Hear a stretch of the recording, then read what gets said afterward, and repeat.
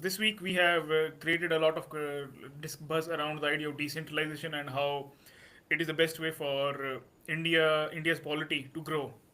And we have been time and again repeatedly promoted decentralization as the solution to India's woes. So today we'll expound about how what exactly do we mean when we say decentralization, and how it will benefit India and how it has benefited countries across the world.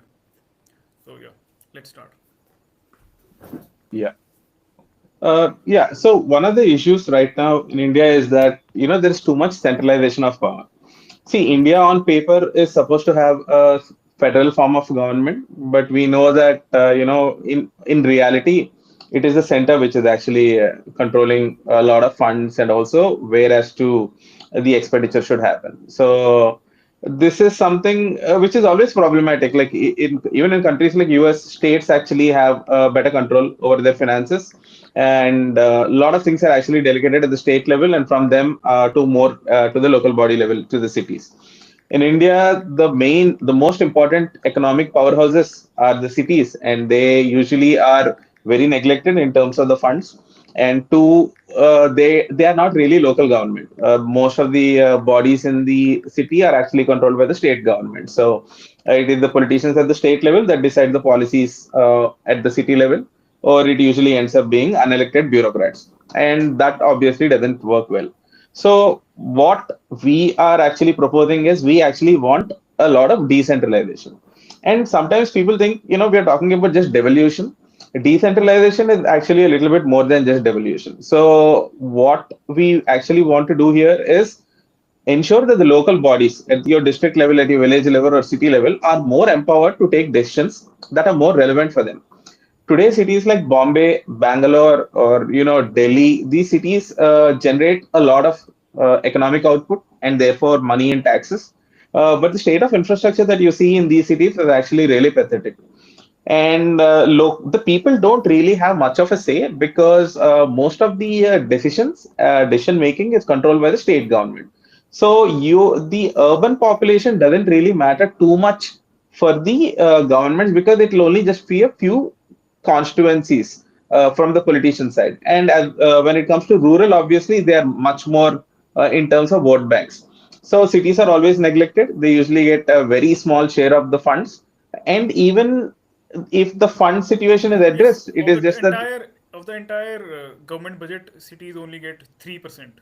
Yeah, so which is a very stark contrast to most other countries. I think in China, I think 60 or 70% of the expenditure is actually done at the local government level. And here we are, I think even a Yeah, city like Bangalore we have just yes. gets 10% of 10 or 12% of the total amount it generates, or maybe it's lesser than that. But it's a very small amount, and then we are seeing like infrastructure fall apart. So this is really problematic. Yes, and people complained that like today the news came out that Bangalore, like Karnataka government is asking 1 lakh crores for Bangalore's reconstruction, while the municipality should already have that much money because they are generating taxes way more than that. Yes. Good that actually you brought up Karnataka, because this is actually something I've been actually thinking about writing about it. Right now, there is actually a really big issue going on in Karnataka and Bangalore, and we know that Bangalore, the infrastructure is like super bad. And previously, you had the BBMP, which is the municipal body of it, which was handling it. And now in Bangalore, they have proposed to they want to radically restructure the BBMP. And I think that's already started. They're calling it something called Greater Bengaluru Authority. And they have, I think, multiple city corporations which will come under it. So Bangalore, they're actually splitting into several zones, and they're creating multiple city corporations, and all of them will be controlled by the GBA, which is the Greater Bangalore Authority. And this GBA will be chaired by the Chief Minister. So now you look at it, instead of bringing down control back to the city, now it's back at the state level. And as always, these people will be more worried about the rural areas, and they're just not really interested. It is unlikely that somebody in Bangalore today can go and demand the CM for an audience. Like 100 people can't just go up. It's not like the CM is even going to give you an appointment. So what happens in a proper system where we have a better local government is we would have, the corporation elections. And Bangalore hasn't had an election, I think, since 2020, and now they've again postponed it now. But anyway, none of this will really matter because everything is again under the control of the GBA. Most of the policy making will eventually end up happening there, and the city will be neglected. So you ideally you want your wards, the person who's elected in your ward should be your representative for all issues that are related to your neighborhood. And so it would obviously be easier for people, even if like 100 people go and approach your local ward councillor or whoever is corporate or whatever they're called, they would actually pay attention to you. But 100 people in the scheme of a level at which the state government, works, it really won't make sense. And this is also a common thing that, people say, you want any change, you have to actually go on the street and make a noise. So the amount of noise that you will have to make for the state government to get involved is going to be a much higher number. But for your local corporator, even if it's a Yes. smaller amount in front of his office or something, he would obviously start worrying about it because I think, see, the it's only a few thousands of votes that decide which corporator in your ward. Basically, if you get 7,000 to 10,000 something, depending on the constituency, you get elected, right? So even if like 100, 200 people are there, it matters actually to him. So he'll come and he'll try to solve your problem. But if you're centralizing power, so also the whole idea of the GBA, I think we had the whole Nagarpalika thing in the constitution. I think it was the 74th amendment where Yes. it was written in the constitution that you have to give more power to local governance, but it hasn't been implemented. And now with Bangalore actually moving away to the GBA, it is questionable whether they're actually going against the constitutional mandate of doing so. And this idea of centralization of power is very Yeah, dangerous. As it is, it's a very badly run for city. a party that claims that we are constitution and is upholds the constitution, they are doing unconstitutional stuff. No, see, no party really cares about the constitution unless it is saying something that they really want. I mean, our Yes. constitution has enough mess in it anyway that you can do whatever you want and bring in some constitutional justification. But these political parties really don't care. And, they are, I think all these parties have been taking urban voters for granted. We are the people who are paying the maximum amount of taxes and we get the shittiest services. So, compared to what we are paying, right? When you pay more, you deserve better services, right? Why would anybody feel motivated to actually, create economic output here if they're not getting? In fact, you talk to a lot of people who are actually leaving the country, and they'll say it's quality of life. They'll say, sure, definitely, with this money I can buy more.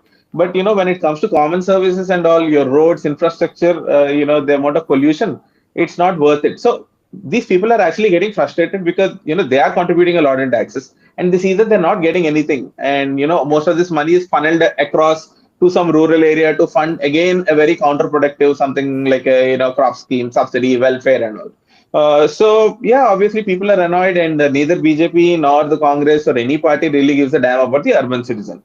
So decentralization, we believe, is really going to help different areas address the priorities that are important to them. Because, for example, even if the state government is suddenly declaring, we'll build a huge four-lane road between in this area, between this district somewhere here, it is up to those people to actually know whether or not that is really important for them in terms of their spending priority. A lot of times, the government has a habit of building this really fancy infrastructural projects. We think like good infrastructure is important, but we also have to look at whether it makes sense. If there are like two villages where there's hardly much traffic, and suddenly the government for some kickback or something just wants to create a four-lane road between them, it's not that the economic output is just going to come between two random rural villages, right? So the infrastructure that you build in a place also have to be linked to the economic output, and the local people actually know what is needed, what the priorities are. So yes, definitely decentralization will bring the power back to the people, and I think Yeah, India definitely needs it. Yeah, that is our number one, that is our number one policy objective, that we decentralize. And the first step in decentralization is increasing municipality budgets. absolutely. And in fact, it's crazy that even the welfare schemes are run by the central government. Now, the central government will announce some scheme, Modi scheme, Nehru, Indira Gandhi, whatever schemes, they're doing it, and these will target even sometimes urban people living in cities and in a state. So the central government should not actually be doing all this, sort of welfare Yeah, funding schemes. in the United States, the pensions are done by the municipalities. Absolutely, right? So you have the cities which are actually deciding, making a lot of these decisions. And we do have mayors, okay? So the funny thing is, we have mayors who, in some states, for example, Uttar Pradesh, I think maybe Rajasthan, a couple of others, they are actually directly elected by the people. But in states like Telangana, Andhra, and all, they are elected by the corporators. So it's sort of like, they elect the mayor, but their role is very ceremonial. So it's almost like a president role where, for namesake, he's a mayor, but he doesn't have any power. And all the power is actually held by the municipal commissioner. And this guy is like a bureaucrat.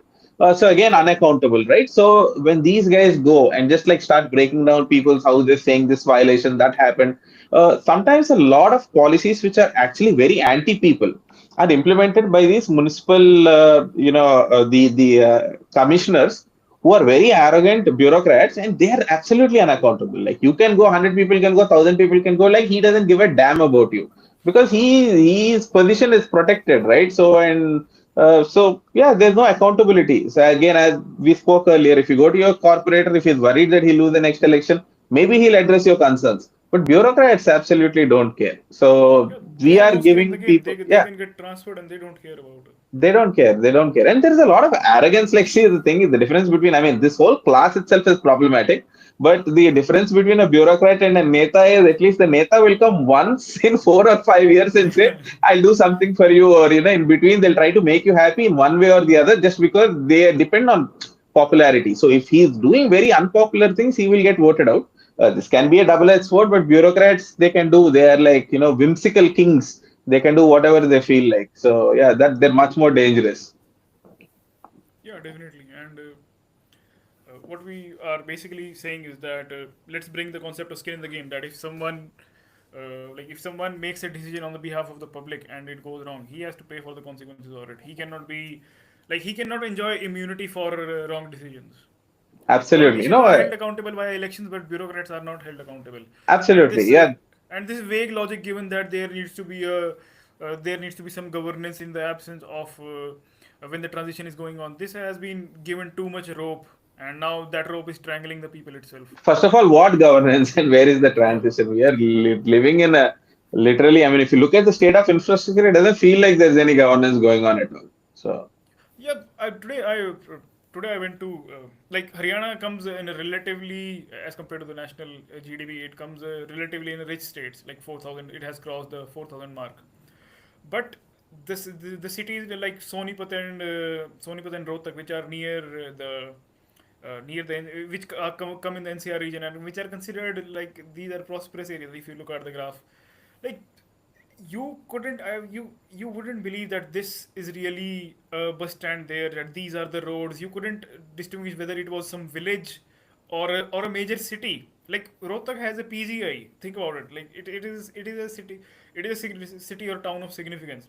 But roads were cracking. There was garbage everywhere. There was garbage. Roads were cracked. Garbage everywhere. No organization, nothing. And you couldn't even see. And the people were just tolerating it and walking around it, and just the utter apathy that they have created.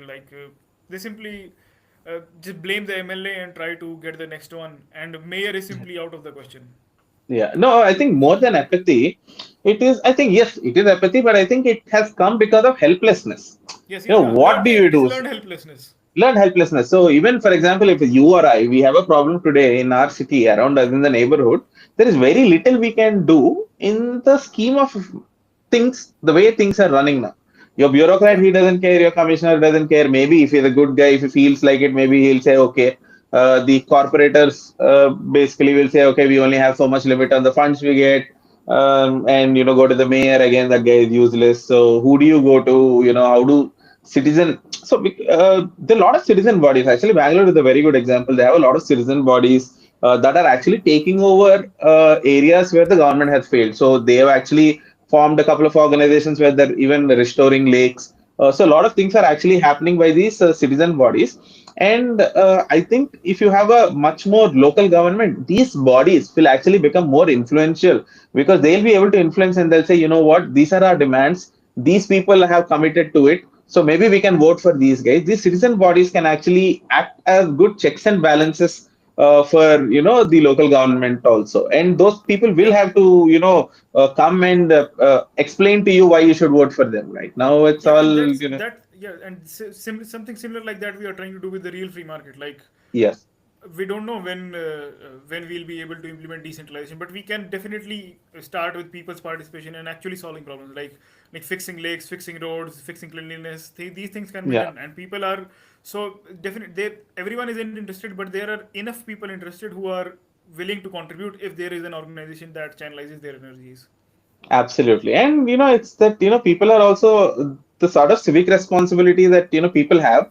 People say Indians don't care, this don't care, but it is just that even when these organizations are actually trying to do something, most of the time, that these governments will, come and, create some sort of an issue because they just want everything to be under their control. So there are like so many instances of people trying to open some school or some hospital, and you know that they always have to call that MLA fellow to come and do it. Like, who is this guy? He's not funding it, nothing, but he has to be the guy who has to come and cut the ribbon and act as if he's doing something. Otherwise, he'll not give you permissions and he'll harass you. Yeah, and what job is the media doing if this daylight crookery is going on?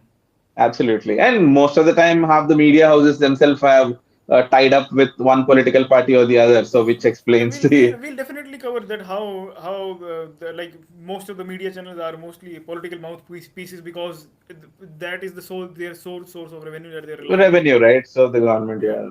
yeah. But yeah, anyway, But coming back anyways, to local government, talking yes. about decentralization in other countries. So how like this the videos were coming out of Iran, and people were saying that look how even a war-torn country looks better than ours. So this shows that the utter municipal incompetence that we have, and how people are conflicting. The curious thing is that people think that central things are good, and local things are bad because local things have higher corruption and central things have lower corruption. So I don't know how they came to this logic, but anyhow, the I thing is that don't. central highways are good, state highways are bad, and municipal roads are the worst. So naturally, whichever has the most corruption has the worst. Rather than Uh, whichever has the rather than going straight that whichever has the most money has the is maximizing the services. They have to use the logic like whichever is the most corrupt. Like corruption has been equated. Like corruption is don't know who is guiding these notions, but mm, anyhow. No, I mean that is a sort of a very wrong thing to say because one, you also have to look at the amount of budgets that are being spent. So we also have Yes. to look at the central government has like insanely crazy amount of money that they spend on infrastructure, whatever, and maybe we have to try and see what is the cost per kilometer when the spending is happening at the central level and the state level. Is there a difference? Yeah, And we haven't talked about it, but I suspect that they are building expensive highways and they are taking it they are building it at ridiculous costs that will be really hard to recoup. No, everybody knows how much scams happen at the center level. The even during the golden quadrilateral thing, right? So it was the engineer from Bihar who actually complained to Vajpayee, and then he was murdered. And Satyendra Dubey, it's a very sad case. I mean, I remember when it happened. I think this was 2002, three, something like that, during the Vajpayee government, and there was incredible amount of corruption. He got murdered, and the murder was like written off as a robbery, and everybody knows he was just eliminated. So the fact that there's no, I mean, the claim that there is no corruption at the central level is ridiculous, and I don't think anybody who's grown up in India should start making claims that there's no corruption at the central level. We've seen it Yeah, time and again. they just have enough money to like in spite of the corruption they are able to do Absolutely. things. Absolutely. And also, it is not just that, like, you go to, there are so many cities, for example, even in the city of Hyderabad, it's not that the roads are bad. The roads which are actually maintained by the state government, it's not the roads are bad. The roads are quite nice there. In some cities, even smaller towns, which are supposed to be very clean. See, everybody says that Indore is very clean. It's not because Modi has started cleaning up Indore or something, right? So something is happening at the local body level, right? So same cities like Vizag, for example, also actually look very nice with the roads and all. So it's not that it's all central government funding that is doing it. So it's Sometimes some states are better administered. Kerala, everybody says good things. I mean, the roads are narrow, but they're supposed to be well maintained. So, yeah, I don't think that, only the central government can create proper roads it doesn't even make Yeah, sense. it's a false notion, and municipalities, municipalities. First of all, we don't even have a municipality culture. Exactly. There are the hearing. Like in the United States, there is the concept of this hearing, that public participation and things like that. We don't have anything equivalent of it for all the democracy, oldest democracy, whatever historical claims we have. There is very little on ground, bottom level democracy going on. Absolutely. And the Where is the only consent time of the citizens? there is nothing, they say, okay, you voted, that's it, that's the end of it. Beyond that, there isn't really much. And the only time is when people actually gang up and start doing all these protests and all this narebazi. That's when these people pay attention. And which is a very sad way that, you have to agitate for something which should be your right. Like you should have access to your legislator, your ward councillor. And, obviously because also the population that we have. So as the size of the unit goes up, your voice is like incredibly more drowned. Like when Yeah, you yeah, had, yeah. So yeah, I mean, and also like if you look at, if you actually take it down to a much smaller level, you have these like really large gated communities. Sometimes some of them have like more than 10,000 people within the complex. I'm sure like there are much with like much larger numbers also. And these are actually well maintained. I mean, you have like an apartment secretary, whoever, there's a committee. Even there's a lot of nonsense, but overall maintenance, like you will not see garbage strewn everywhere, yeah, right? Like yeah. very rare. Definitely. I mean, I've Yeah, never the walked into a thing. gated community Yes. where I saw garbage Yeah. strewn everywhere. Yeah, it doesn't mean that decentralization will lead to peace. It will definitely create a whole lot of noise, but that noise is about feedback. Like these are the problems, and this is how the system needs to respond to it. But then when the noise is at the local level, then the the bodies that are above the local bodies, they'll be free up. They'll free up to have a look at the bigger picture and concentrate on bigger things. Like, why is the central government focusing on healthcare and basic things like say, healthcare and education when there are higher priorities like defense? Yeah. Why are budgets being allocated to things like building houses when it is supposed to be the job of the municipality to take care of such things? Yeah. No, absolutely. And if that is one of the things, right? Like if you look in the US in the cities, it is usually the mayors and the basically the municipal corporation or the equivalent, your city hall, that's making all the decisions. Even when it comes to like whether like California is like some planning on giving homeless people a lot of freebies, whatever. But the decision is actually made at the local level. You can agree with it, disagree with it, but it's not like the central government deciding for all the cities. So you have some horrible places, and then you have other better run places. There's also increased competition between them, and cities will also are more accountable because they also have restrictions on their budgets, and but they also have the power to handle these things. And yes, as you said, when it comes to education, how can you even, for example, see, right now, yes, it is sort of a shared subject where both the state government and the central government. But let us assume that the central government is actually allocating some sort of a funds for some education or healthcare. It can actually, the cost can also differ between, state to state. So to try to give a uniform number, and what works in Bihar might not work in Kerala to generate equivalent value in the same type of service.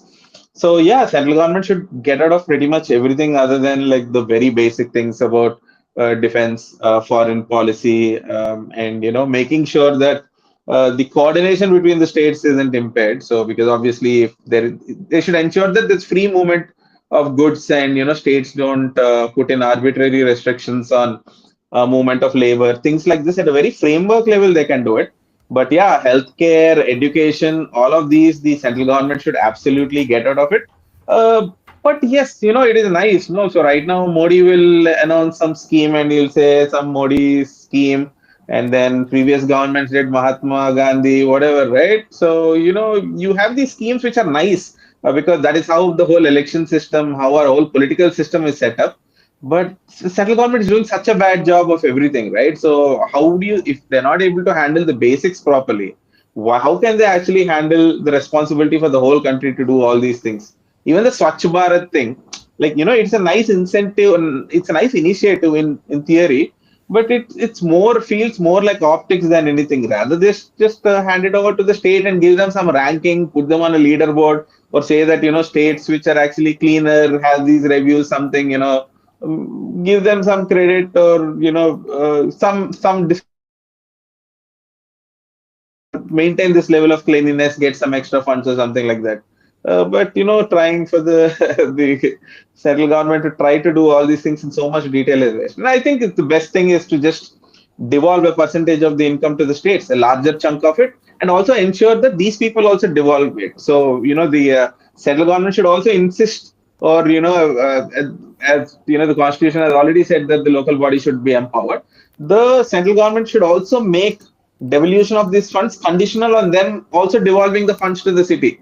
It should not be that the central the states are taking all the money and then again saying, okay, fine, we'll spend 90% of this on the rural area. So it can be a little bit controversial, but I think, if we're building a framework for it, so insist that the states also devolve the funds to the city. So where the funds are being generated, let them get the lion's share, and the rest can go percolate above it. A certain amount goes to Yeah, the state, and from there a little bit goes to the center.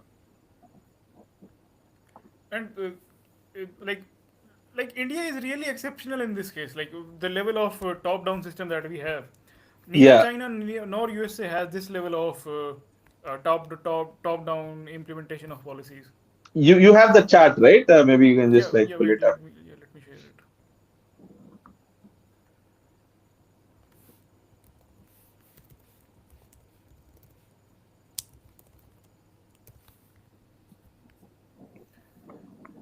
Like people don't think about it that municipalities are not suffering because of corruption. They are suffering because of lack of funds.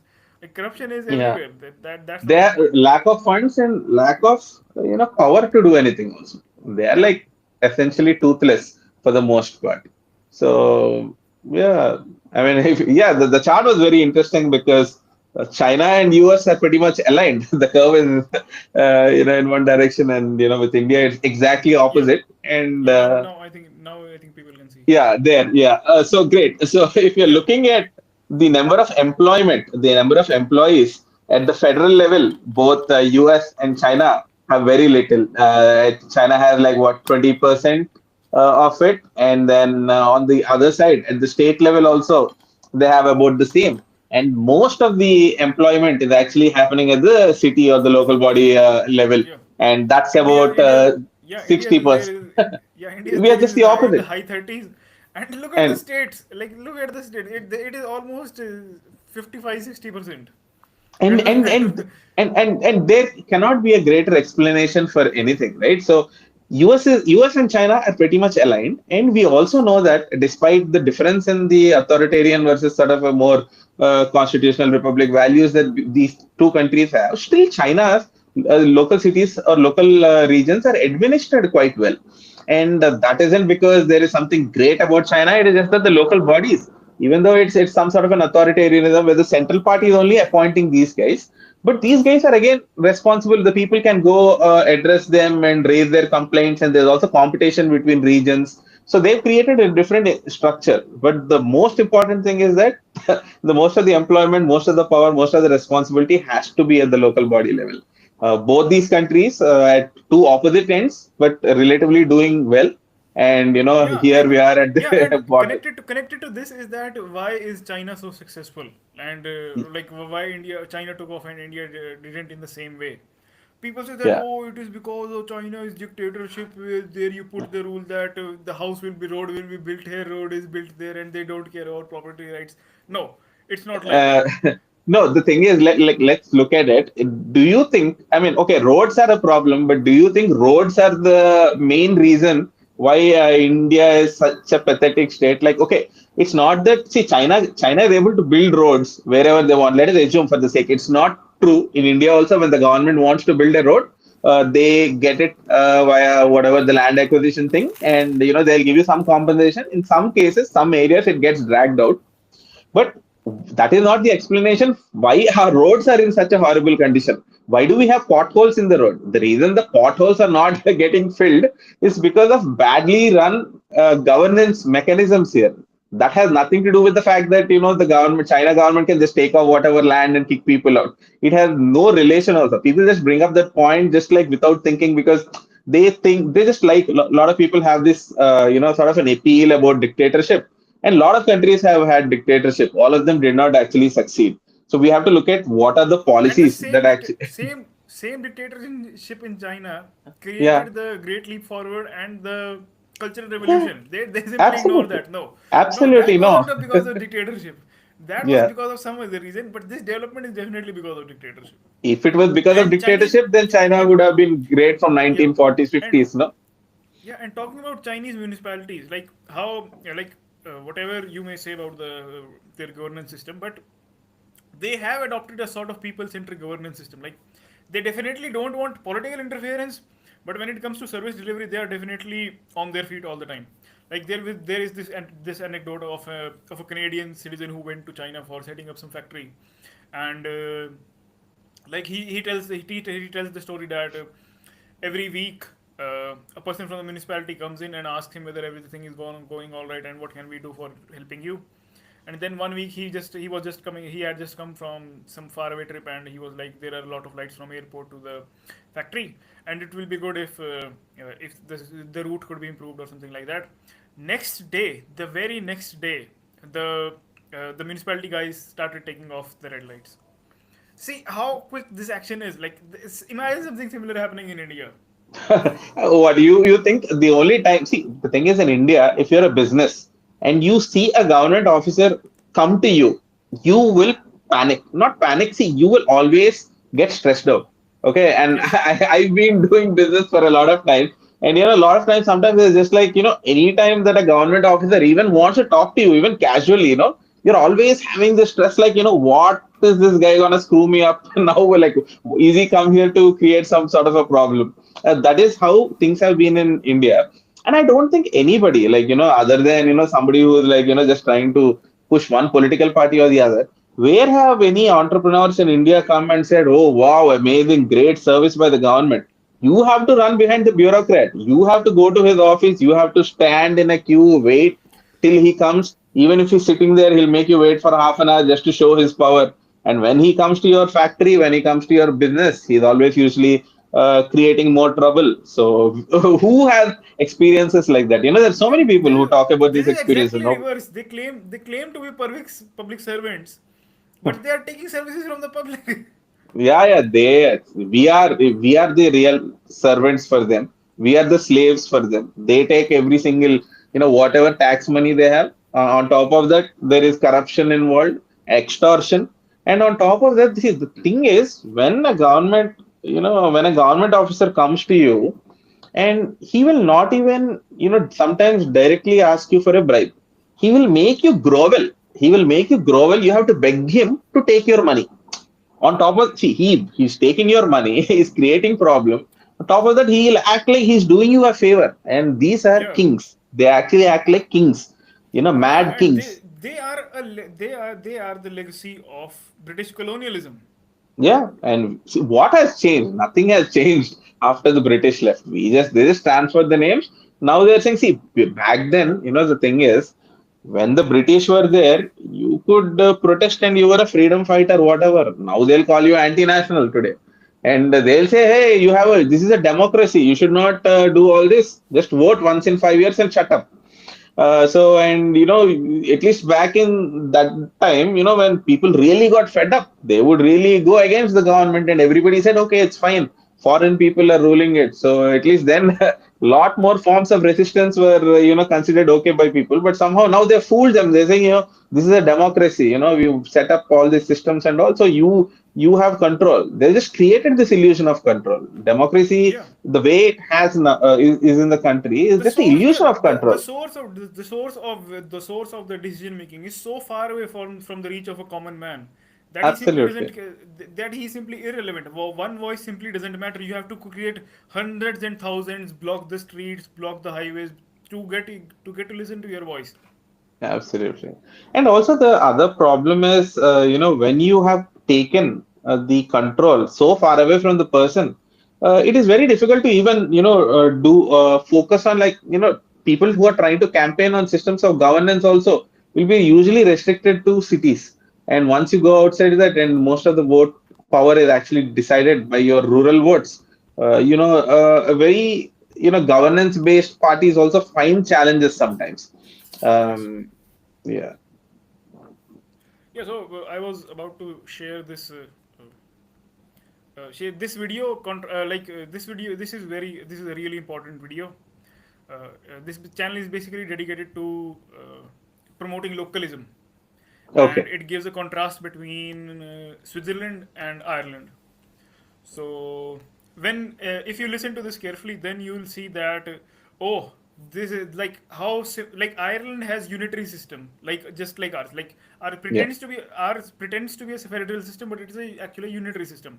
So R is called federal system with a unitary bias, like whatever nonsense that is. But still, R is a unitary system. So does Ireland's, and Switzerland has a federal system. And see how these two political systems play out in the real world, and how there is a difference in the service deliveries, and why like all these population cop outs, like we have high population and things like that, are simply cop outs, and why it will be better for India to have a decentralized federal system sticking to the preamble as compared to a unitary system like Ireland's, and suffer from the same problems. So let's start. One is that Switzerland is near the top of world rankings in areas like healthcare, happiness, and wealth per person. Indeed, residents of neighboring countries usually cite Switzerland as their preferred emigration destination. So, what makes the country so successful? And what can Ireland learn from Switzerland? At first glance, Switzerland and Ireland are very different. Switzerland is a landlocked alpine country that is outside the EU and has 4 official languages. The Irish state, on the other hand, shares an island with 6 UK-governed Irish counties. It is part of the EU, and while Irish is the native tongue, English is overwhelmingly dominant. Another difference is that Switzerland is a federation, which means that the cantons, or counties, are akin to equal siblings, who govern themselves through a federal agreement, whereas Ireland is a unitary state, which amounts to a parent-child relationship between the national and local governments. Switzerland is also far wealthier than Ireland, boasting the world's highest average wealth per person, helped in part by the country's long standing as a banking safe haven. But there are also similarities. The number of Swiss cantons is the same as southern Irish counties, 26. Both countries are militarily neutral, NATO, and while Like, although this is not a similarity, but we also have 29 states, so states I think are not that far off. Switzerland isn't an EU member, it is heavily integrated with the EU and party to a host of treaties, such as the Schengen Free Travel Area, Yeah, it is not talked about, but Switzerland is not a part of the EU. Like Yeah, it is not. yeah, They it have has their own maintained its currency. sovereignty from the EU bowdown. Yeah. free trade agreements, and the EU's Dublin regulations on migrants, to name a few. I canceled my Midjourney subscription because this AI does everything I need. I can upload my own We spent a lot of time on this channel talking about localism, and Switzerland is localism's star pupil. The 3 levels of government in the Swiss system are municipal, meaning the village, town, or city, cantonal, or county, and federal or national. Cooperation between the 3 levels is key, both vertically between the levels and horizontally between municipalities and cantons. Unlike Ireland, where practically all of the power resides nationally, the Swiss cantons operate almost like mini states, with their own tax Like, this is the first parallel that we have with the Irish system. Like, most of the power resides with the center. Yeah. laws and regulations. The cantons also have a lot of leeway to deviate from federal rules, something known as liberté de manœuvre. Each canton is led by an executive council, typically made up of 5 to 7 members, also known as the Conseil d'État. The executive council is the alternative to a mayor, and it handles day-to-day decision-making of a canton. This is Martin Buehler, a member of the 5-person executive of Grisons, Switzerland's largest canton by area. We have the same system not only on between federal and cantonal level, but also our municipalities are allowed to raise taxes and also there have their autonomy to adapt their system to their reality. The executive in each canton must cooperate. Look, yeah, this is not talked about. Like, even the Chinese municipalities have the autonomy to raise taxes via land sale and things like that. But our municipalities don't have. We don't pay any taxes, like municipality introduces some new tax. We don't have a system like that, and it is very little talked about. Yeah. We have like property The taxes, I larger think, canton. Yeah, but Yeah, go ahead. no one goes and says that like yeah the like this isn't a part of political discourse. Like day to day, people are talking about oh they have raised property taxes and things like that. Yeah. Because hardly any of the services are being dealt by the municipalities. And like in the political conversation, not that they are not delivering services. Yeah. Parliament. The Geneva Canton has a 7-member executive, along with a 100-member parliament, which is responsible for the oversight of the executive, enacting laws and budget approval. Joël Fils is a member of the Genevan Parliament. Yeah, well, actually, the Geneva Parliament has one right that is different to other cantons in the sense that it can propose laws as well. So this is a prerogative that we have. In addition to Neuchâtel, if I'm not mistaken, those are the two cantons where parliamentarians can actually write and propose laws. In Glarus, eligible voters gather in the town square of the cantonal capital once per year, and people vote for their executive council and key policies. This public assembly of 1,200 or so people plays the legislative role of the canton, with the actual parliament confined to administrative duties. Below the cantons, we have the municipalities, which have either a parliament or a town meeting of their own, handling important functions like zoning, waste collection, and aspects of social welfare. The key characteristic that underpins Swiss localism is that both responsibilities and tax-raising powers rest at the 3 levels of government. If councils just receive funding from the central government, rather than having to raise taxes locally, while major responsibilities are not devolved, this can lead to wasteful spending. Switzerland. Yeah. So, if like this point needs to be noted that when your revenue depends on your service delivery, then you provide quality service delivery. But when your revenues don't depend on your service delivery, you can do whatever you want because you simply don't have any priorities. Yeah, that's what's happening in India right now, right? So they will just keep increasing your taxes. Every other day there's some tax increase, and what are you getting from it? Nothing. Works well because there is managed competition between the cantons. For example, I had the possibility to start yesterday a change of the tax law of the canton of Grisons, where we want to raise the attraction for families, means the possibility to reduce taxes when you have kids will be better established. We want to be on the first places in Switzerland. We corrected that. And we raised also the level for people with low income that do not have to pay taxes at all. So this is a change we made on cantonal level that affects canton and municipalities, but not the federal tax. Look at the cleanliness. Yeah. Well, it is little talked about. Like northeastern states are relatively cleaner as compared Yeah. to rest of the country because they are dealing with a smaller administrative unit. Yes. Tax law, of course. And we have this also, again, liberté de manœuvre to do it. But on the other hand, we have this federal tax harmonization law that also limits this autonomy. And it has to be in line with that. Switzerland's top rate of VAT, or sales tax, is 7.7%, which is very low by European standards and well below Ireland's 23%. Income taxes differ a good deal between cantons. In French-speaking Geneva, for example, the top rate of income tax is 45%, whereas in German-speaking Zug, the rate is 22.7%, and there's nothing stopping somebody moving from one to the other. Yeah, similar thing plays out in the United States as well. Like when the local bodies have the ability to raise taxes and reduce taxes, this naturally creates competition, and people as per their convenience can move from one to another. But when you have a centralized system, you simply have no choice. It is the same system across the country, and whichever person gets hold of the center, he's able to design rules for the entire country, regardless of the specific geographic requirements. There is Absolutely. a solidarity mechanism in place for the least financially attractive cantons, which are financed by the most financially attractive cantons. Geneva is actually the only French-speaking canton that actually pays and does not receive from other cantons. The canton of Zug, which actually has the lowest taxes in the whole of the country, is the canton that pays the most. It is a bill of 431 million francs. Zurich as well pays to the other cantons. There is this common pot where... Yeah, similar thing happens in India as well, but it is the center that is taking the money away from this and allocating it to the rest of the states. Yeah. And you know how it works, right? So to Yeah, which state the center this happens. allocates, yeah, so it's Yeah, just like political reasons, which party is in power. It's just like, yeah.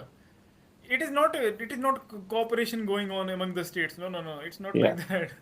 yeah, And see, one of the least like in the Swiss example, the this even like she was laughing because it was a low taxed canton, but still it was delivering funds, sending funds to other states because absolutely, they, absolutely. You when you tax a lot, your growth actually suffers. Everybody knows that higher taxes stifle growth, but yes, it's just sort of a laziness and the you are unwillingness to do anything more. basically taking money away from the private sector and shifting it to the bureaucracy, and yeah, and we Yeah, all know how smooth and well functioning the bureaucracies are. it's just destroying it. It's the equivalent of burning money. It's just like literally you're taking cash and just burning it. That's what's happening. Yes, The least financial regions benefit from the richest. It's a system that works. It's a system that enables much more balance, and I'm not sure if every single country would be willing to do that, but Switzerland is. Switzerland is the world's most prominent example of something called the Thibault model, named after economist Charles Thibault. The model describes a jurisdiction where a range of polities, be they counties or states, offer public goods and services in return for taxes, and residents are free to move to the area that aligns with their needs and tastes. For example, if Galway developed low-cost housing, great schools and universities paid for by higher property taxes, it could become a popular destination with students and young families. Whereas if Kildare were to offer fewer public goods and services, but a more pro-business tax code, it might attract Irish and international entrepreneurs. A Thibault model is the opposite of what we have in Ireland, where practically all of the power is held nationally. Ireland's electoral system tends to produce coalition governments, and what emerges from cross-party talks after the election is a compromise that tries to balance. see, isn't this a isn't if you replace Ireland with India, similar thing is happening in India. I know. We are running with a compromise government as compared to like anyone getting any clear mandate or something like that. Yeah. Competing interests. This isn't ideal. Even if the politicians could perfectly reflect the voters' relative preferences for schools, education, tax rates, and other areas, this is to assume that voters read manifestos and actually know what they want. Yeah, In a voters don't read manifesto. I mean to say this. Everyone knows about it, but no one's talks about it. Voters are not that well informed. Voting Yeah. is not that perfect of a system. You shouldn't lock voters' decisions and hold them for 5 years. Yeah, I know. Thibault model, preferences are revealed when people vote with their feet.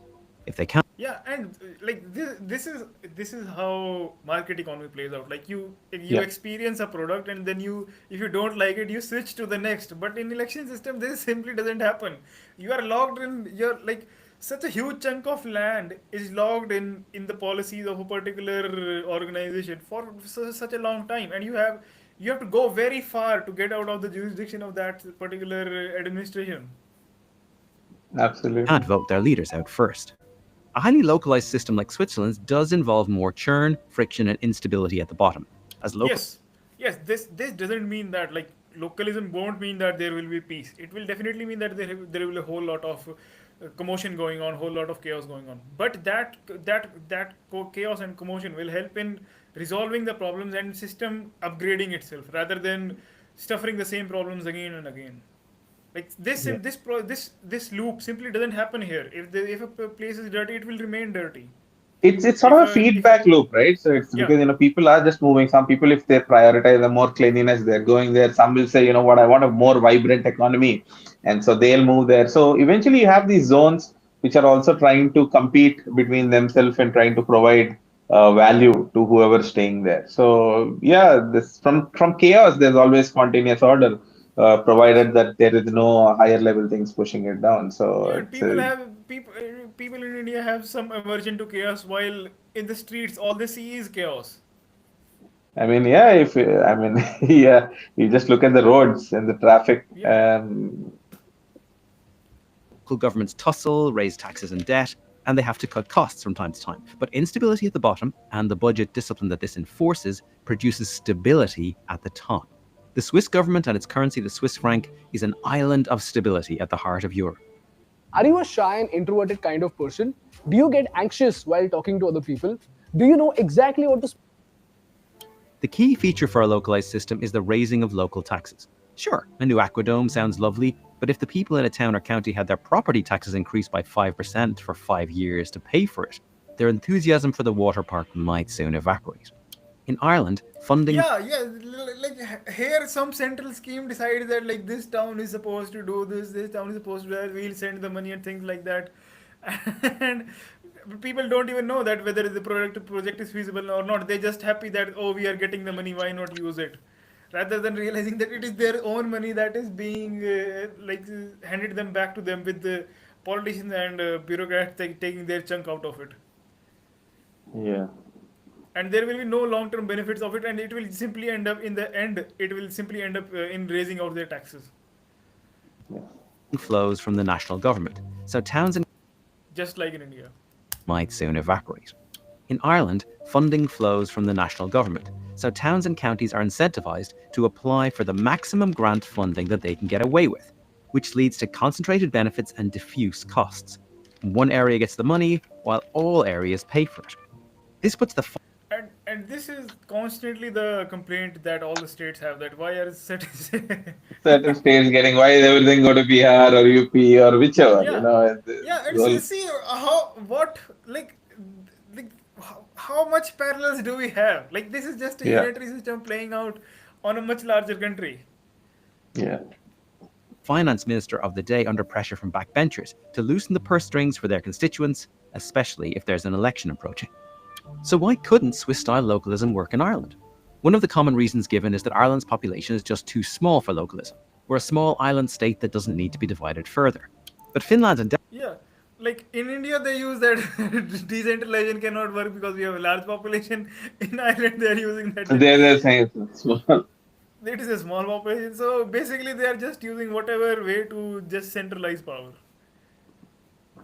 Denmark have similar populations to Ireland, yet 40% and 66% of their respective budgets are spent subnationally. In Ireland, that figure is 10.2%, ahead of only Greece among OECD countries. Switzerland does have a larger population than Ireland, but its 6 lowest populated cantons have lower populations than the lowest 6 Irish counties. Another critique is that Switzerland is a federation, Ireland is a unitary state. While that's true, in reality, the line between federation and unitary state is a murky one. In unitary Denmark, subnational spending is even higher than Switzerland. Another concern is that adding more layers of government would lead to more waste, and certainly it wouldn't make sense to merely replace a central bureaucracy with local bureaucracies. The use of technology in government, so-called e-government or digital government, should accompany all localization efforts to make government more efficient. And it should be noted, centralization can just as easily lead to increased waste and less accountability. As we covered in a previous video, Ireland's vast network of centralized quangos show a familiar pattern of ever-increasing budgets. Others point to Switzerland's far wealthier population, but it doesn't follow that being less wealthy is an impediment to localism. In fact, it is reasonable to suggest that Switzerland's localized government, combined with other factors such as good industrial policy, allowed its residents to build wealth. Another question. Yeah, like those who promote like centralization is necessary for economic growth, it is the exact opposite of it. Like decentralization is necessary for economic growth because people will have greater policy autonomy to decide like what is the best for us and where should we allocate our resources at. But right now it is some bureaucrat and neta sitting in Delhi deciding that this particular town, this thousands of kilometers away area is supposed to have this policy for its good, while he may never visit that town in his ever life ever. Yeah, true. And Question is, the one, does Yeah. sorry, one argument that in India is we have already seen. I mean, India is like we are not that decentralized, but between the federal and state, there is still enough amount of decentralization to actually show an impact. I mean, we have seen what happened in West Bengal, right? So you have West Bengal, and maybe take a state like Telangana or Andhra or whichever, right? And these are states, and West Bengal used to be like a very rich region, and because of the sort of government policies they followed, now it's absolutely gone down the drain. Whereas like states like maybe it could be Tamil Nadu, could it be Telangana? These people have chosen some policies that work, and there's a stark difference between states, and that is not because the central government did something between one of these states. It's just that they pick better policies to the extent that they were allowed to. Now, imagine if you are able to give them even more power to determine their policies, we would Not not see not to the maybe states, not to the states, but the city municipalities. at the city level. No, I'm saying even when it has devolved from the center to the state. Now imagine if it was just the central government that was always dictating all policies, then there would be no difference between West Bengal and Andhra Pradesh.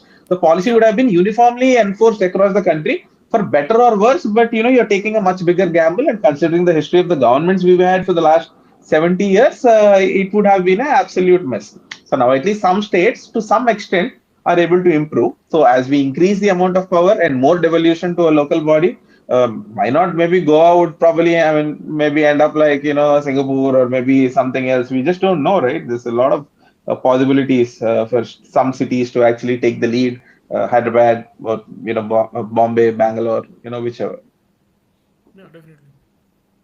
Does Dublin's dominance in Ireland make localism untenable? Or would a better question be, has centralism led to Dublin's dominance? Each canton has a certain added value. And that's what makes the balance of Switzerland very interesting, in the sense that Bern is the capital of the country. So it's the political capital, the center. Zurich is the financial center of Switzerland. Geneva is the international center of Switzerland because, there's the United Nations, many international organizations. Lausanne has the best French-speaking university in the country with the EPFL. Fribourg has the best law university. Yeah, so this is what happens. Like each area finds its own specialization and tries to double down on it and tries to become the best. But Yeah. here, that feedback loop is simply gone, In the Jura, they make a lot of work. when the feedback loop is gone, people don't know what they specialize in and what they can do to be competitively advantaged in comparison to others, and this leads to constantly the successful ones have to lift the load of the unsuccessful ones, because like Hyderabad and Bangalore have some advantages that other areas don't have. That enables Hyderabad and Bangalore to succeed. But other areas will have different advantages that will make them successful in some other way. But right now the True. system is that the taxes are extracted from Hyderabad and Bangalore, and they are shifted to and they are taken by politicians to subsidize non-productive activities like non-productive sectors like agriculture and things like that, Yeah. and and they have to rely on central and then they have to go back to central government, ask for more money for the development of the regions that are producing the most revenue. Like you go and you work in these cities, and then you have to and then you are indebted more by the state government because they couldn't extract enough out of you to supply their voters.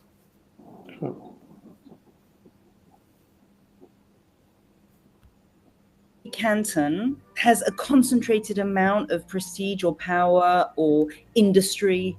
The industries are quite balanced out across the country. So why are we so big on Swiss-style? Yeah, so if anyone wants that development should be uniform, the way isn't centralization, it's actually decentralization. Let each area figure out how it can develop, and then since we have a talented population, people will definitely figure out how they can take advantage of their particular circumstances. But this centralization inhibits development as compared to enabling it. Localism. In Switzerland, the voters are really in charge of the country. Through direct democracy and local assemblies, the citizens are given a big say on how the country is run, and through petitions, they can call for votes to overturn policies they don't like. Another advantage of the Swiss model is that it drives efficiency in public office. In Ireland, we get poor value for money, and we have no basis for comparison between regions and counties because we keep centralizing everything. When we Same thing Yeah. happens. Absolutely. I mean, see, this is the thing, right? So these principles are universal, right? So Yeah, the closer you are to your government, the better power that you will have. And history yeah. has always shown that giving people more decisions over their life, overall in general, is a good thing. And it doesn't matter whether Switzerland will do it, because I'm pretty sure that one of these days we're just gonna put out some article about this, and immediately they'll start going on about Oh, Switzerland did it. This is a Western thing. I mean, we did have a lot of Yeah. decentralization in ancient India as well. It's not a foreign concept. But okay, let us assume, for the sake of the argument, that this is purely something that has never been tried in India. But a good idea is good idea. People are pretty much the same. It's not like they're a different species, and people respond to incentives. People care more about things around them, and these principles usually always work. So. Yeah, we should. I mean, from the video, you can actually clearly. I'm sure everybody who watches this video can actually relate to it. You would always think like you just look around you. The same things happening here. We put a children's hospital in the wrong place. What we don't know is if it'll be 1 or 2 billion over budget. What we do know is that nobody will be held accountable. Yeah, perfect. India, yes. I mean, they are a real political brother, and also we have picked several elements of our constitution from the Irish system. Yeah, I mean, because of the British, then they were, and Ireland also is a very, they have a lot of socialist ideas in Ireland, so that is there. I mean, also again surprising because at the corporation level, they used to provide a lot of tax loopholes for foreign countries. But when it comes to a lot of other things, they have quite a bit of socialist ideas there. Yeah. In Switzerland, it is easier to identify wasteful cantons and municipalities as they will soon compare unfavorably with others. Another reason we like the Swiss model is that Ireland's political system rewards TDs for being really strong on their ground game, not for being strong on policy. What we have is It, TDs for being really strong on their ground game, not for being strong on policy. same thing happens here. Like their ground game is strong, but their service delivery is terrible. Yeah. We have is national parliamentarians spending more of their time tending to local issues such as potholes and cycling lanes, which should be the work of councillors, Yeah. leaving less time for actual lawmaking. There is also the question of how attractive Irish politics is becoming as a career choice. The hours worked, stress, abuse, and time away from home are all off-putting, especially for TDs living far away from Dublin.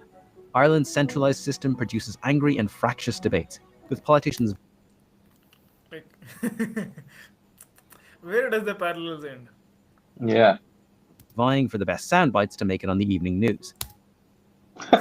Same, Yeah, same. same thing. Who has a better sort of a Yeah, slogan, they're just trying to figure out which soundbite will get the media attention. Swiss-style localism moves power closer to the people, which arguably makes it easier to attract talented people who just want to do right by their area and not get bogged down in the quagmire of national party politics. We have a very professionalized administration on federal level, also on cantonal level, but a lot of things on municipality level is also people that has another work they follow, and then they are doing it in their free time to contribute on this political process and to contribute on also taking responsibility for this. I'm convinced this gives a very good dialogue, and the political elites are not possible to somewhere disappear and forgetting what's going on in the population, what's going on the, I don't like so much, but on the ground. The beauty of localism is its scope for experimentation. Is a directly elected mayor the best way to run a county or city? Maybe yes. But Switzerland's 5 to 7 member Council of State system is an alternative that might be favoured by some who worry about giving so much power to one person. A loose cannon. Yeah, and that's why decentralization is important. Like different areas with different systems will work out according to their social dynamics. We don't know, but when we decentralize and give them autonomy, people will be able to figure out what is the best for themselves. True. Can't. Do you want to shoot images like these?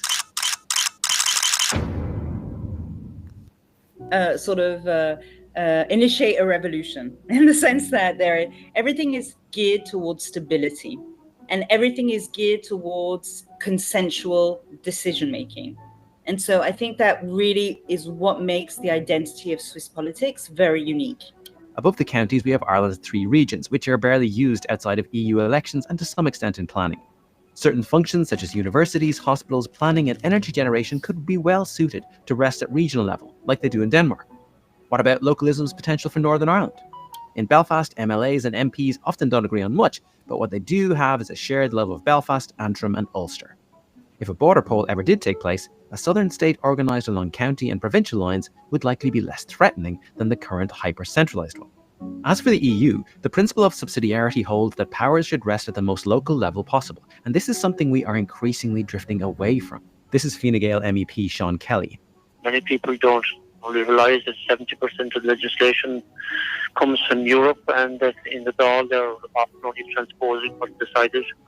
Fianna Fáil MEP Barry Andrews puts the figure higher. 80% have just sent a jockey, a Rose of Tralee, and a Eurovision host to where they tell us between 70 to 80% of our laws originate. Just let that sink in for a moment. All fine people, no doubt, but they were chosen for their profile, not their policy-making track record.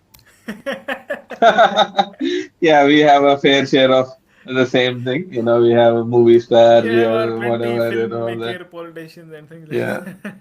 Movie stars, TikTok, models, with a diminished and distant democracy. So, could a Swiss-style system really work in Ireland? The Swiss are a notoriously conscientious and disciplined people. The Irish, meanwhile, consider themselves more relaxed and an all-round great bunch of lads. Switzerland has geographical, linguistic, and religious barriers that have sustained the cantonal system for centuries. Having half the income taxes in Laois versus Limerick is likely unrealistic in Ireland's small, homogeneous island. But Switzerland serves as a useful example of localism done well. And this is the biggest argument for why this system should exist in India. Because we have a very diverse population and they have very diverse ideas, and they should be able to express themselves rather than relying on some central body to give them representation. Let them do what they want in their area, as long as they are basically abiding by the constitution. Let them do whatever they want in their area, express their unique identity in their own way. True. So, I think anything else we should add to this segment, or we should move on to the next? Yeah, no, I think on decentralization we've covered most of. Yeah, anyone wants to learn about decentralization, study Switzerland. That's it. One line answer is study Switzerland. That is the ideal that we are aiming for. That is a system that is best suited for our conditions. Although our scale is much larger as compared to Switzerland, but I think it will work out much better here as compared to Switzerland because we have more human capital than them. So, okay, yeah. So the next segment is regarding the entry of socialism, basically socialism breaking ground in the New York City, and that a whole lot of buzz is being created around all these JNU and leftist liberal types are very happy that they are opening that the candidate is promising Russian shops in in New York. Yeah, I mean it's just crazy to see that happening in the financial capital. Though I mean New York does have a very strong Democrat thing, but the thing is the strain that Zoran Mandani and all these people are coming from are a very democratic socialist gang. So here are people like AOC and a lot of politicians like that. Even Bernie Sanders to some extent. They're all sort of in this really crazy group. I mean, the Democrats are sort of like socialists, big government types, but the new factions that's coming up, people like AOC and Rashida and even maybe Ilhan Omar, all these guys, they're actually pushing for a very radical, Demsoc sort of a policies, and and these are all failed policies. Now you look at this guy. So I mean, this is New York. I mean, it's not like there is any shortage of grocery shops or anything that the government has to run it. And now New York is a city where they spent $2 million. How much was it? I don't know, was it $2 million to build one public toilet? Okay, so was it 2 million, 5 million? I don't remember. But it was incredible amount of money to just build a couple of public toilets. So now you are telling me that these people are going to run groceries, departmental stores. One, you're already competing with the mom and pop stores. Okay, so one, it is like you are affecting the business of everybody who's there. And even their claims are pretty much nonsense because, see, the thing is, he said in each of the 5 boroughs, I think he's going to open one, or maybe I think he said one store. And he says somehow he'll be able to get a lower rate because of the economies of scale. So 5 shops in 5 boroughs is not even going to give you scale. So see, the thing is, there's a lot of signaling and it's just like these are talking points. These won't really affect anything, won't improve anything. There's going to be a lot of government wastage, and it's because it's a government run store. Nobody's going to care about what inventory is there, what is wasted, what is pilfered.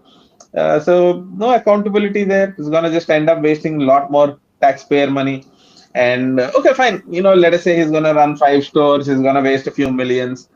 It's okay in the scheme of things. In compared to the rest of the stuff that he's talking about, there is still okay. Fine, you can live with it. But the other thing that he's talking about, the most dangerous idea he's talking about, is freezing rent. And Yes. New York already has a sort of a rent control act. There are a lot of apartments, I think the older ones, which are controlled. The rents are controlled by the government, and then the landlords have a lot of problem in trying to evict them. So sometimes you have to bribe them to actually leave it if you want to redevelop your property. I mean, we've seen like a lot of movies, a lot of TV series where is some incident where the landlord basically kills the tenant because he just wants to get him out because in case you can't evict that guy. So and these people Yeah. won't move out. So it's an absolute mess. We had that in India and Bombay and some other cities where if it's an older structure before a certain time frame and the rent was less than it, you could not hike it. And what happened is, the landlords absolutely would stop maintaining the property because now imagine you're in Bombay and you have a shop and you're paying some 2,000, 3,000 for the last 40 years or 50 years or whatever, some hundreds also sometimes. And why would he want to maintain that property? So they would just like the landlords would actually want it to collapse. So once it Yeah. collapses, they can give it for development and build a new thing, right? So it creates all sorts of perverse incentives. And then now, if you're freezing rent, why would new construction come up if you know that the rents are not going to go up? You'll have to look at the cost of capital versus your return on them. If property taxes go up, what are these people going to do? They'll have to absorb it. So it's creating a nightmare situation. And the best example is see, there was this I think was the Swedish or some Scandinavian economist who basically said, the best way to destroy a city other than bombing is rent control. So, and which is true, whenever rent control has been tried, it always ends up pushing, it decreases the amount of housing supply. So, you will have people who want houses who can't move there. People don't want to build new housing units. And the best example against rent control is what Javier Milei did once he got elected. He Yes. got rid of rent control, and immediately the rents actually dropped in Buenos Aires. A lot of construction started taking place. Perfectly empirical example, very recent. It shows its work. And the thing about rent control is there is not one single economist, I mean, decent economist who's not a political hack saying for things of it.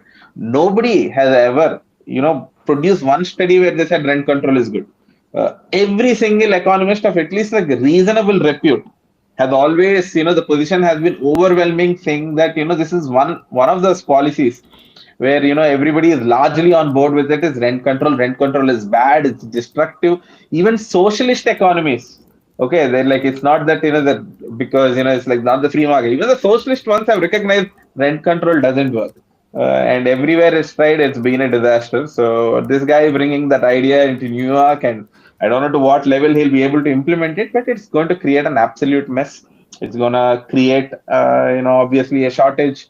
And then, yeah, I don't know. It's an absolute. I Yeah, and can't believe that. the JNU guys are pretty really happy that he's bringing some great great thing. Okay, so again, just to clarify, I have to say it because, obviously, recently somebody said not everybody from JNU. So in case, Yeah. yeah. So no, I do have friends Like from J JNU. like let's qualify with JNU commies. JNU commies Yeah, are yeah, really yeah. We happy. will call it the Andalanwadis or whatever you want to call them. the, these perpetually protesting socialist gang from JNU, a certain segment of them. And these are the loud guys, right? All the sensible voices from there. Probably we don't hear them, but yeah, obviously, whenever you hear somebody on the news from JNU, you know that they're always talking some socialist or communist nonsense, and they're actually thinking this is a great idea. It just won't work. It'll make things worse. So let us see how what he will implement to what extent. The problem is when these sort of guys actually become popular. And then a lot of other people will start saying we should have it now. Immediately there's going to be some idiot who's going to say, oh no, rents are very high in Bombay and Bangalore, and IT workers, our Yeah, salaries are yeah, not yeah. going up. Start This freezing is how rents. this is how the virus spreads. Like some major city does it, and then everyone is like, oh, we should copy it and do it here as well. And especially in India, it is a problem because we don't ever want to copy the ideas that create wealth. you, No, no, no, no, no. you don't want to relax the labor laws and industry. You just want to demand that we will provide, like, okay, in US, the government said provide this many months of, either maternity leave or some benefits or childcare benefits. So all Indian companies will have to do it without even understanding that those people can even afford to bleed some money and still maintain profits. Whereas in our conditions, with our economy not being so competitive or wealthy, it's going to be a drag on it. So we want to implement the socialism from first world countries, and here our economics are, we don't want to copy from the economies that work. We just want to pick up all the horrible ideas that have failed. We want Soviet era economics and Yeah, and American level like yeah, and welfare. Walter Williams has this quote economic illiteracy is the best tool that politicians have against the people. Which is true, which is true. And And the this thing is, guy, see, and also yeah, tying in with our whole decentralization thing. So the contrast also now, what happens is suddenly if there is one city that's really booming, for example, Hyderabad did really well with the whole IT boom, right? And maybe other cities would have actually seen and said, you know what, it is working. These are policies that work. So you have an example that one city has tried some policies that work. Immediately, other cities will be able to adapt it without having to depend on the yes, state government or the central government. So you see maybe Tamil Nadu doing something good, or you see Gujarat doing something good, or maybe more at this even at the city level, right? You will be able to start, implementing these policies at a city level, and that can create competition even within the state. Multiple cities trying different things, and immediately people would judge, say, you know what, that's working. This is not working. They'll have an immediate reference of comparison, and people will also start asking for them. So yeah.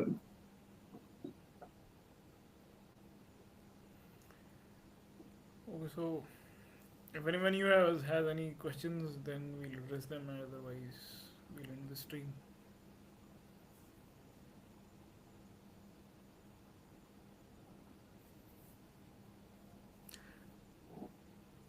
Yeah, I mean, it is sad to see that we already have seen that these policies have flopped here for 75 years, and now the virus is spreading to next to already developed countries. So, and they for all their claims of literacy, like this data came out, this poll came out that the working class wasn't supporting him, but the educated elites were particularly interested in him. So this shows that how elite capture of institutions by these Marxists and socialists is playing out in the long term. Yeah, I mean these democratic socialists and these guys are actually doing a fantastic job at getting their members into schools, colleges, educations, and also one way it's also if you look at it, and even if we know how the political debates in India are, and immediately all the STEM guys will say liberal arts is bullshit, this that bullshit, and then you left that ground to be captured by the other side, right? So you're saying it's useless, and then all the leftists go dominate that. From there they go into these institutions and continue that. So for ideas also you have to fight everywhere. So you can't always stick to saying that is useless, we won't participate in your seeding institutions. And of course then the other thing is that a lot of it is government control, right? So whenever government is controlling things, so you usually will end up with people of these. Anybody who is like productive in the market will shift to like more productive activities. But when the government is paying, the unproductive, the more parasitic class will drift towards that, and we are seeing Yeah, a direct consequence of that. yeah, but the good thing about decentralization is that people learn from their mistakes, and their mistakes are limited to their particular geography. It isn't Yeah, like like in a decentralized system, people sitting in Hyderabad wouldn't have to pay for the mistakes that politicians in Bihar are committing. absolutely. I mean, Your taxpayers will be deducted. forget for mistakes that are we're making. Like how like 56% of the wealth tax money is generated from Hyderabad. of the state's revenues, whatever it's getting, and we barely get. I don't even think we get maybe 10% of it. And so it's where is the money going? It's going to rural areas for random schemes, and these schemes are also designed to keep the rural people poor and in poverty and dependent on handouts forever. So that the politicians can always say, "Oh, we are giving you this. We are great. We are benevolent lords, benevolent gods. Please vote for us." So you are punishing the productive citizens. And if you look around the India, the urban taxpayer especially is extremely frustrated because you're paying and you're getting nothing for it. See, the people, they Similar similar thing is happening in Ireland as well. yeah. So this shows that Hawaii decentralization, the frustration can be directed at the right person. Yeah, I mean, just go. It's easy to gang up 40, 50 people, go in front of the corporator's office and say, we demand to meet you. Come on, do something, and immediately he'll respond. So, yes, absolutely. We need decentralization. We need more devolution from center to state and from state to city. It has to happen, hopefully at the same time. But yeah, I don't know what the path forward or when. But this is something that everybody should demand. Like, doesn't matter which Yes. political party, everybody should go and demand. All the city people should make it really loud and, demand these people that, we've had enough of this bullshit. We are paying all these taxes. We want to see, whatever infrastructure that's being provided, better make sure that it's done properly or, the thing is they're not afraid. The political class is not afraid of the urban voter. And one Yes. and the other thing is, see, urban voters also the turnout is like 30-40%, right? 40% or something. If it's 40% is considered very Yeah, good 30, in most 35, cities. 35%. Yeah. Yeah, and the reason is because they know that like what's gonna happen now. We vote. What is gonna happen? And like the corporation elections are even lower. Like at least they'll go and vote for the central election. They'll vote for the Yeah. state one. Corporation election, like, I don't, actually, I don't think in any of my friends, I personally don't vote, but like any of my friends, I don't think I know anybody who's ever gone and voted in a corporation election. Yeah. Yeah. So, because you know that it is useless. So, but once you start creating a system where these people are held accountable and they have the power, I think people will be more interested. Like, I don't, how many people would know who our ward councillor is, like, corporator? Nobody, right? So, or even MLAs itself, like many people don't know. So, that you usually know at the center level who your MP or something like that is. Has to change. Yeah, definitely. So I think there are no questions. So okay, so thank you everyone. Thank you for joining. It was a really productive session, and we'll keep coming back, exploring our ideas and answering your questions. See you all next week, Wednesday. Thank you Yeah. for joining. Goodbye. Yeah. Thanks, man. See ya. Bye.